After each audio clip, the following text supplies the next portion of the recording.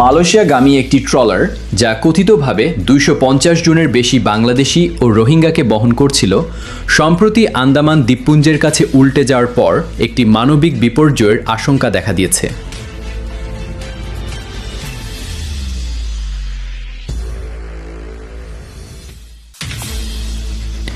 এই ঘটনাটি প্রকাশ্যে আসে সমুদ্র থেকে ৯ জন জীবিত উদ্ধার হওয়ার পর।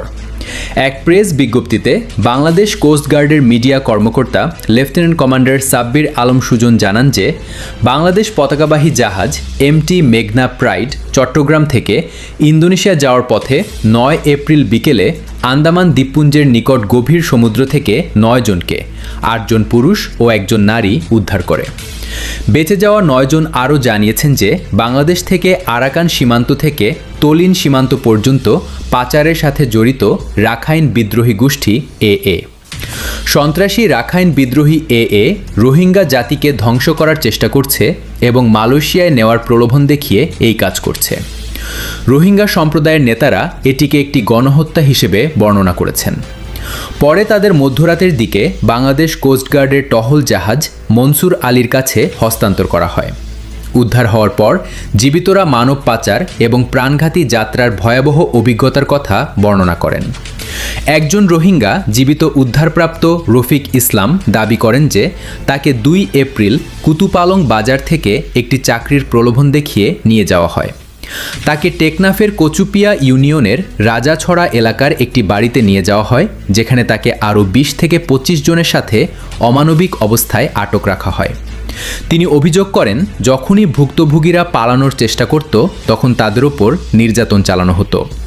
তিনি আরও বলেন ওই এলাকায় একাধিক বাড়ি পাচারকৃত মানুষদের আটকে রাখার জন্য ব্যবহার করা হতো। ৪ এপ্রিল রাতে তাদের রাজাছড়ার কাছে মেরিন ড্রাইভ সংলগ্ন সৈকতে নিয়ে যাওয়া হয় এবং ছোট মাছ ধরার নৌকায় তোলা হয়। এক পর্যায়ে বর্ডার গার্ড বাংলাদেশের টহল যাওয়ার সময় তাদের নিকটবর্তী ঝোপে লুকিয়ে থাকতে বাধ্য করা হয়। তিনি বলেন পরে ধাপে ধাপে তাদের একটি বড় মাছ ধরার ট্রলারে স্থানান্তর করা হয়, যা মিয়ানমারের জলসীমার কাছে সেন্ট মার্টিন দ্বীপের আশেপাশে ছিল। রফিকের মতে পরে আরও যাত্রী তোলা হয়, ফলে মোট সংখ্যা প্রায় ২৮০ জনে পৌঁছে, যার মধ্যে ১৩ জন ক্রু ও পাচারকারী, ২১ জন রোহিঙ্গা নারী এবং ৪ জন শিশু ছিল। যাত্রীদের মধ্যে প্রায় ১৫০ জন রোহিঙ্গা এবং বাকিরা বাংলাদেশি ছিল। ৪ এপ্রিল শামিলা এলাকার কাছ থেকে যাত্রা শুরু করার পর ট্রলারটি ৮ এপ্রিল আন্দামান দ্বীপপুঞ্জের কাছে পৌঁছে। উত্তাল সমুদ্রের কারণে পাচারকারীরা যাত্রীদের মাছ ও জালের জন্য ব্যবহৃত ৪টি সংকীর্ণ স্থানে গাদাগাদি করে ঢুকিয়ে দেয়। রফিক দাবি করেন শ্বাসরোধ ও অতিরিক্ত ভিড়ের কারণে ২৫ থেকে ৩০ জন মারা যায়। তিনি আরও অভিযোগ করেন যদি ডেকে থাকা লোকজন নিচে নামতে অস্বীকার করত তবে পাচারকারীরা ট্রলার ডুবিয়ে দেওয়ার হুমকি দিত। বড় ঢেউয়ের আঘাতে শেষ পর্যন্ত ট্রলারটি উল্টে যায়। তিনি ২ লিটারের একটি পানির বোতল আঁকড়ে ধরে বেঁচে যান, কিন্তু অন্যদের কি হয়েছে তা বলতে পারেননি। তাকে ৯ এপ্রিল আরও ৮ জনের সাথে উদ্ধার করা হয়। আরেকজন জীবিত উদ্ধারপ্রাপ্ত কুতুপালং রোহিঙ্গা ক্যাম্পের মোহাম্মদ ইমরান জানান তিনি ক্যাম্পের জীবন থেকে মুক্তির আশায় এই যাত্রায় যোগ দিয়েছিলেন। তিনি বলেন যখন আমরা আন্দামান সাগরের কাছে পৌঁছাই ট্রলারটি ডুবে যায়। আমি একটি পানির ট্যাঙ্ক আঁকড়ে ধরে ২ দিন জীবন মৃত্যুর লড়াই চালাই।